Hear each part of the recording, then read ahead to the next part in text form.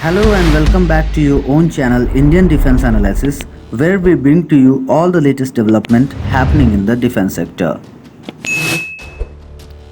Indian military cannot operate properly without Russian-made equipment. Yes, you heard it right. These are not my words. These are the words of report published by Congressional Research Service (CRS) in USA. Now question is, why USA is publishing report on Indian military? How much dependent Indian military is on Russia, and what are the Russian military equipment Indian military operates? In this video, we are going to discuss the same. So let's get started. Why USA is publishing report on Indian military? The Congressional Research Service (CRS) prepares periodic reports on various issues using independent subject experts.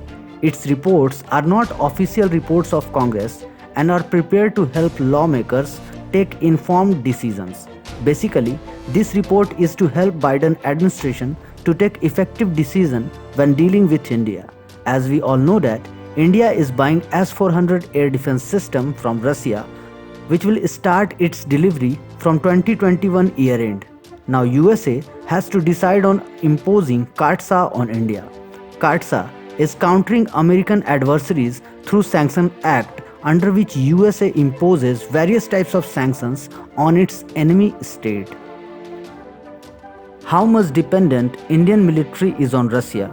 Talking about the dependency of India on Russia for military equipment, there has been considerable drop in India's dependency on arms and equipment from Russia, but it is not sufficient, and India will continue to rely on Russian weapon system in near and middle terms. As per CSR report, since 2015 under Modi government, there has been consistent drop in import of equipment from Russia.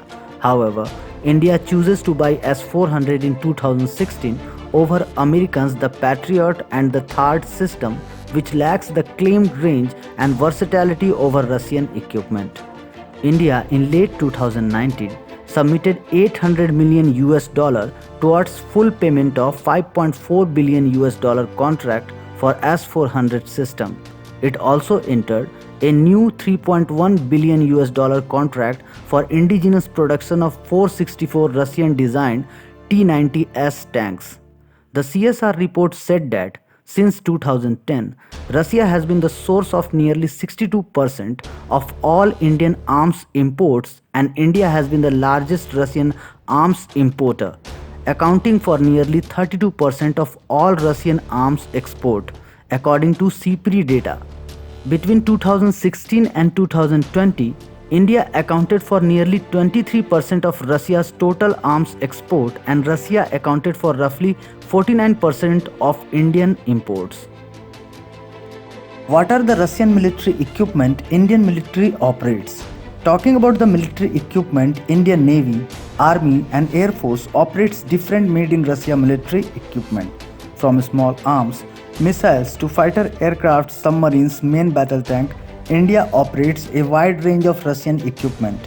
The Indian Army main battle tank force consists mostly of Russian T-72M1, which is 66%, and T-90S, which is 30% of all main battle tanks.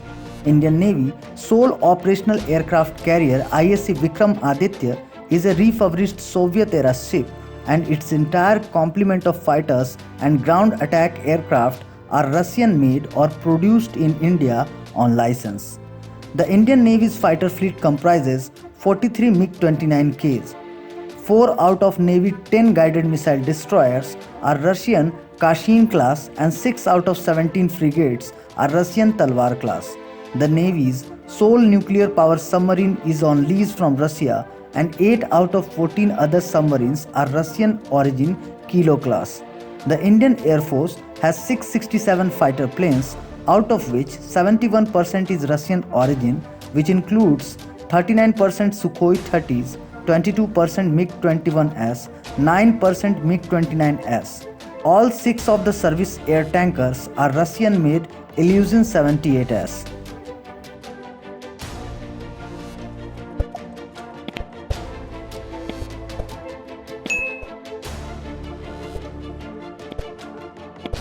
This was today's update. Please let us know what is your view about these in comment section. Feel free to post your comments and suggestions on any topic related to defense sector on which you want to hear from us. With this, I would like to say goodbye and Jai Hind friends. Please like and subscribe our channel if you have not done already. We will soon back with more interesting and amazing development happening in the defense sector.